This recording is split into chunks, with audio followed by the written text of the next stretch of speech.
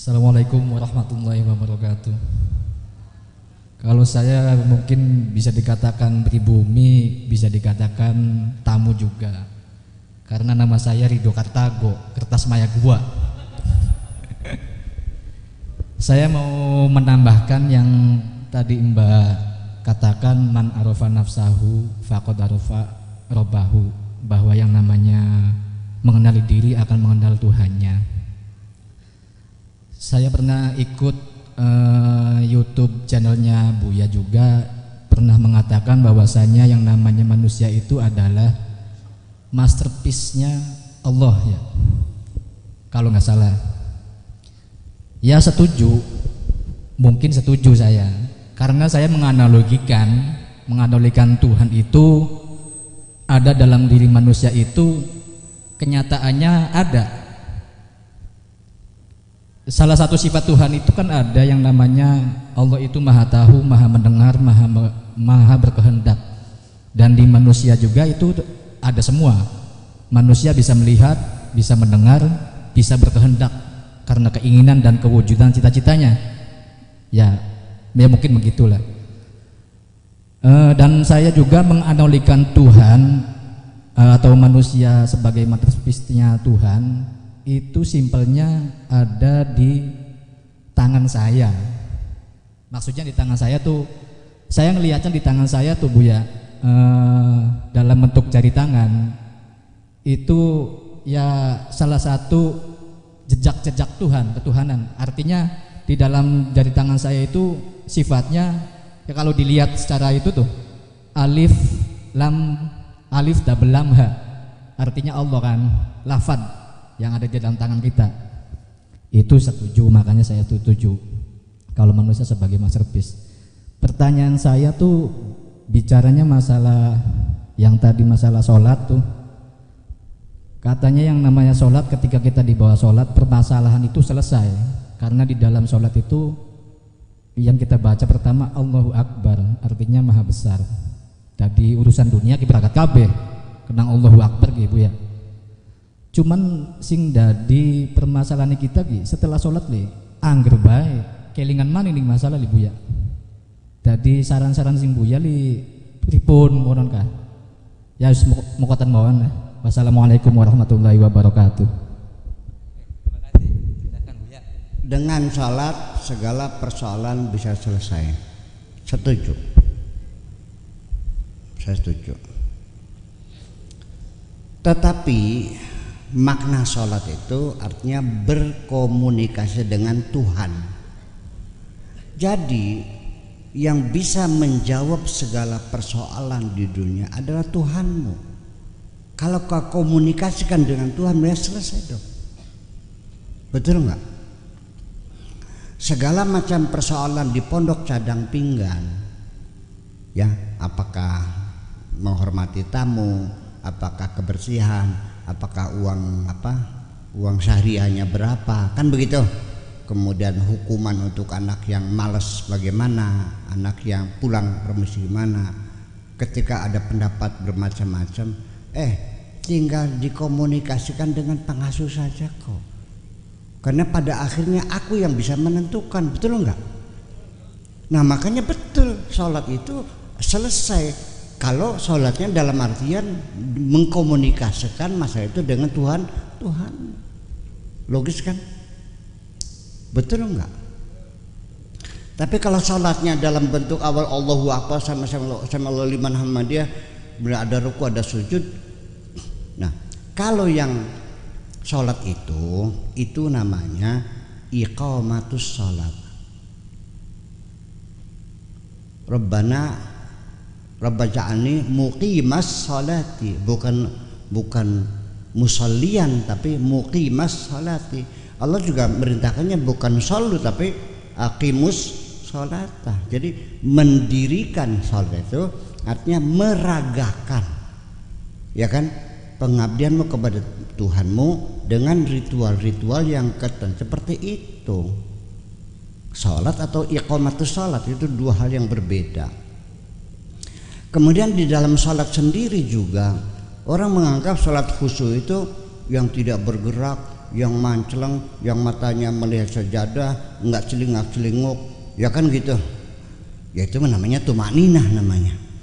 Nah, sholat khusyuk sendiri sebetulnya itu adalah bukan tumakninah. Sholat khusyuk itu adalah sholat yang bisa diimplementasikan dalam kehidupan sehari-hari. Ini kan persoalan kan berbeda. Jadi puntennya bukan salah paham, tapi beda paham maksudnya gitu. Tolong, saya tidak menyalahkan Anda juga ya jangan menyalahkan saya dong. Ini bukan Anda salah paham, bukan saya salah paham, tapi kan memang beda. Betul enggak? Beda paham. Ya kenapa beda paham? Ya karena kita melihat dari sudut pandang yang berbeda. Bisa saja kata Lebih Khalid, perempuan itu cantik jelita, kata saya jelek sekali. Apa saya mengatakan bahwa Lebih Khalid itu salah paham? Ya enggak dong. Saya salah paham? Ya enggak. Kita beda paham. Kenapa? Karena kita melihat dari sudut pandang yang berbeda, dari sisi subjektivitas kita. Lebih Khalid mah yang seumur hidup sampai sekarang nih nggak jauh dari gua, ya. Sedangkan saya sudah melalang buana ke seluruh dunia. Udah pernah tinggal di Belanda, tinggal di Perancis, pernah di Inggris, pernah di Italia. Yang lihat itu mah jelek, mana lagi ya? Betul enggak? Saya kira seperti itu. Maka sudut pandang orang terhadap agama juga berbeda. Orang melihat agama dengan ilmu yang pas-pasan, nahwu sharf juga nggak paham, hanya terjemahan, ya akan berbeda dengan orang yang sudah bisa nahwu dan sharf.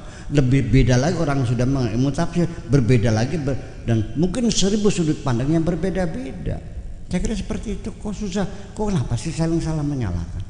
Nah, itu persoalannya. Kemudian sifat-sifat Tuhan, semua sifat Tuhan yang biasa disebut dengan Asmaul Husna itu semuanya adalah sifat-sifat Tuhan. Nah, tetapi apakah Tuhan sifatnya hanya itu 99? Ya tidak juga. Sifat Tuhan juga tak terhingga. Pokoknya apa saja kalau diolah dengan maha, ya itulah sifat Tuhan. Penipu, kalau maha penipu boleh enggak? Boleh. Yang ngomong Allah sendiri aja. Wallahu khairul makirin. Allah itu maha pemakar, maha makar.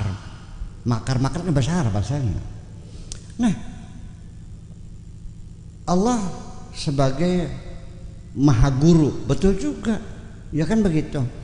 Allah maha besar, Allah semua. Tetapi kalau bukan yang 95 itu, sekalipun memang itu adalah asma Allah, sifat Allah, tidak bisa disebut asmaul husna. Al-husna adalah 99. Yang lainnya itu asma Allah saja yang tidak dibenarkan.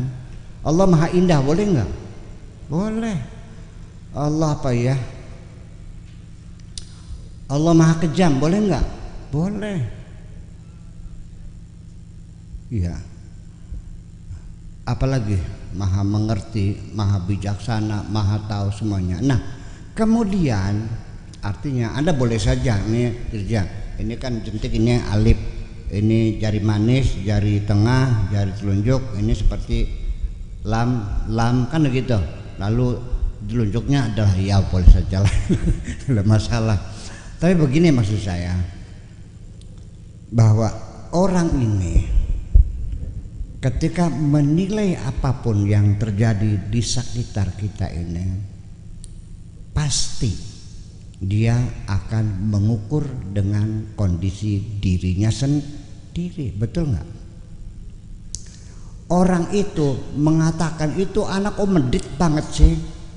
Dasarnya apa? Dasarnya standarnya adalah dirinya sendiri. Betul nggak? Betul nggak? Rumah ini bersih, rumah itu kotor. Apa standarnya? Ya diri kita sendiri. Karena rumah saya itu bersih, sehari dipel 3 kali, kan begitu. Dan tidak ada bejana periuk piring sendok yang kotor. Nah begitu saya melihat rumah, oh ini bersih rumahnya, oh itu jorok. Padahal kata Lebih Khalid enggak bersih kok. Yang ada piring kotor di meja, ada kotor sih. ada celananya popoknya di pojok belum dicuci seminggu sudah kering. Ya memang harusnya bersih. Jadi begitu juga Tuhan ketika manusia ketika ingin mendeskripsikan Tuhan, yaitu dengan menganalogikan dengan dirinya sendiri. Saya bisa melihat, berarti Tuhan melihat dong, betul enggak? Saya bisa mendengar, berarti Tuhan bisa mendengar juga. Saya juga bisa bicara, kan seperti itu. Lalu akhirnya dirumuskan oleh Maturidi menjadi sifat 20 wajib, sifat 20 mustahil, satu sifat jaiz. Rasulnya sifat wajib 4, sifat mustahil 4, sifat jaiznya 1, menjadi 41 tambah 9 jadi 50. Standarnya orang berakidah asal mengerti 50 sifat ini sudah cukup untuk bertauhid. Kan begitu persoalannya, ya kan? Nah itulah persoalannya. Jadi sifat Tuhan itu dideskripsikan berdasarkan penghayatannya pada dirinya sendiri. Seperti itu juga persoalannya. Ya tablikin begini,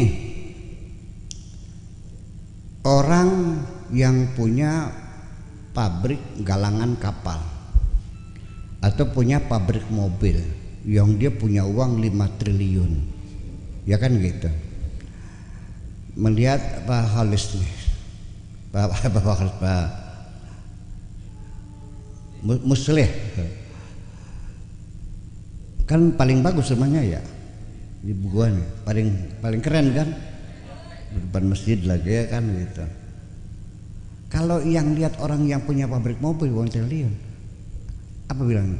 Kok rumahnya jelek banget sih? Betul nggak? Karena dari mana penilaiannya? Mengukur dengan dirinya sendiri. Betul begitu nggak?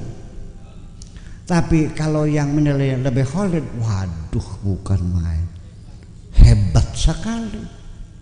Betul nggak? Di mana standarnya adalah dirinya sendiri. Itu saja persoalannya.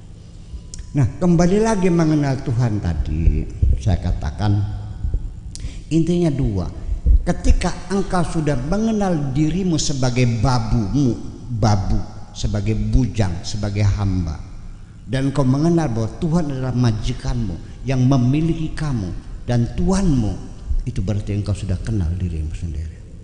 Kok susah banget sih muter-muter kok? Betul enggak? Ketika ada orang kelaparan, kemudian engkau tidak tersentuh untuk memberi makan, saya bertanya, berarti jangan-jangan kau belum kenal Tuhanmu. Sebab apapun yang terjadi, Tuhanmu itu selalu berbicara kepadamu 24 jam non stop, selalu mengirimkan SMS terus menerus, selalu mengirimkan WA terus menerus, asal engkau sadar setiap saat. Kadang-kadang Allah ingin mengirimkan jawaban terhadap persoalan yang sedang engkau hadapi, ya kan gitu. Apakah itu sedang dilanda kecemburuan kepada suami, atau juga sedang ditindih oleh hutang, atau juga sedang menghadapi penyakit yang divonis dokter sebentar lagi juga akan mati dan sebagainya. Ketika Allah memberikan jawaban kepadamu, nanti secara kebetulan engkau buka internet, jebret, keluar ceramah seseorang mubalik, itu omongannya persis seperti apa yang kau masalahkan. Itu adalah bukan karena engkau secara kebetulan membuka internet, tapi Allah akan memberikan pelajaran kepada kamu. Paham begini? Hanya bedanya kalau kita mah bukan wahyu, ya kan? Kita mah sebatas intuisi, atau disebut dengan ilham, atau apa lagi ya, wangsit dan sebagainya. Dan itu tidak pernah ini. Dan ketika Allah akan membantu kamu, Allah juga akan mengirimkan bantuannya bijuni dalam taruha, serdadu-serdadu yang tidak pernah kamu lihat. Secara kebetulan ada orang tamu cerita tentang penyakit ambeien. Ya kan gitu.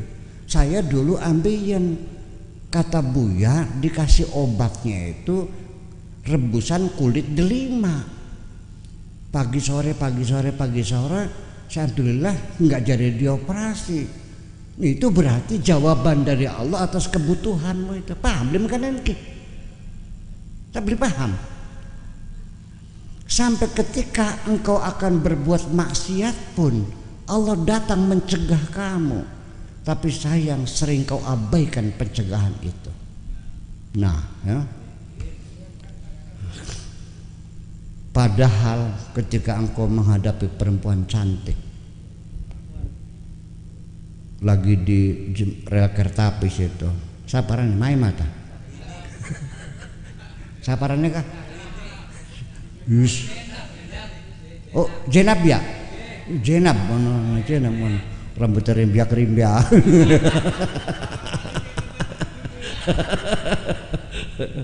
Kalau sengaja namanya Maimah namanya. Ya, andaikan roket cingkrang, kelambine merayang, beli nganggo udang, bene abang. Dari mulai as-sanihah, yaitu perangsang, perempuan yang cantik dan seksi, melangkah. Ini cara kerjanya otakmu, cara otak kamu bekerja. Dari mulai terangsang sampai menjadi eksekusi itu ada 10 tahapan semuanya. Tadinya kemarin mau saya sampaikan sebagai kertas kerja untuk Fakultas Psikologi di Sumatera Utara di sana di USU, tapi nggak datang dekan fakultasnya itu. Ya udahlah, lain kali nanti. Ini sangat penting sekali. Dari mulai perangsang, as-sanihah, lalu menjadi khatirah, masuk mencekam dalam pikiranmu. Setelah itu singkat saja ya, terjadi rubah, gairah. Waduh cantik. Lalu mulai mengurak menjadi umniat dalam otakmu. Masya Allah, pahanya mulus, bokongnya ini membayangkan umniat. Ini kan begitu terjadi. Iya enggak? Aja bobat ngomong ya. Nah, kemudian menjadi alham. Alham itu artinya terbayang-bayang ya, seperti itu. Dan kemudian terjadi iradah, keinginan, hasrat untuk menyapanya, untuk membawanya pulang, untuk menciumnya dan sebagainya. Setelah muncul itu kemudian lagi bertahap berulang-ulang sampai kepada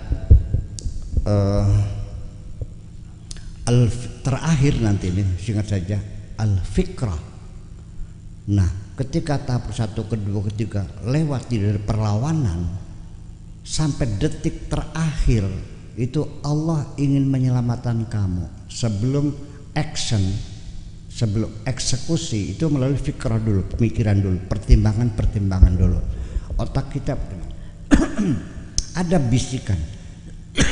Apakah itu berupa suara istrimu yang menjerit yang kau rasakan dalam hatimu, Kang, tega takang selingkuh ke. Lututmu bergetar, betul nggak? Dadamu berdegup, betul nggak? Tetap maksa juga. Ntar dulu, ini lagi musim penyakit AIDS, jangan dong. Ada bisikan itu. Tapi engkau memaksakan diri, ya kan bisa pakai kondom. Ditegur lagi, kondom sekarang banyak yang bocor loh. Engkau memberikan perlawan lagi, ya di double P kondomnya. Ditegur lagi, di mana enaknya pakai kondom double. Disitulah detik-detik terakhir. Kalau terakhir kamu tetap mengabaikan, jeblos kamu sampai kepada action. Al-fi'al artinya Anda eksekusikan. Ini kan proses panjang. Makanya saya ingin lagi mengajak para pakar di bidang psikologi dan neuropsikologi untuk kita bisa mempola, melakukan intervensi pada setiap tahapan-tahapan itu supaya orang bisa menjaga kehormatan dirinya, bisa kepribadian. Tapi kan ninggu beli ketemu batur yang bisa ngomongkenan ke. Sudah betabe. Ya kan gitu. Nah, ketika Nabi Yusuf sendiri itu diselamatkan Allah pada tahap ke-9 dalam fikrah itu, di mana Zulaikha sudah menutup pintu, wa ghallaqatil abwaaba, ditutupin semuanya, sudah buka baju, Yusuf ditarik masuk kamar, wa qalat hai talak, cek mangga kan kanggo sampean. Bayangkan, sekalipun umurnya seumur ibu, tapi kan istri pejabat tinggi. Sekarang juga kalau pejabatnya kan cantik-cantik kan ya. Iya, sejen. Walaqad hammat bihi wa hamma biha. Ya, Zulaikha sudah bergetar, Yusuf pun sudah ngopiok ini. Laula an ra'a burhan rabbih. Burhannya itu datang pada detik terakhir.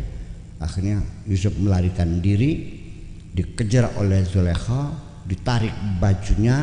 Yusuf membuka pintu baju ketarik, pintu ketarik, terbuka pintu, majikannya ada di depan pintu. Itu kan diceritakan secara lugas tuntas di dalam Al-Quran. Itu bisa terjadi pada dirimu. Nah, makanya untuk ke depan tolong ini siapapun, ketika dalam pergulatan itu dalam dirimu terasa kamu sudah mulai terdesak dan akan kalah, kayak kalah kan, saya ini kalah. Jangan segan, jangan malu, menjeritlah sekuatnya, panggillah Tuhanmu, ya Allah tolonglah hambamu ini. Itu, makasih.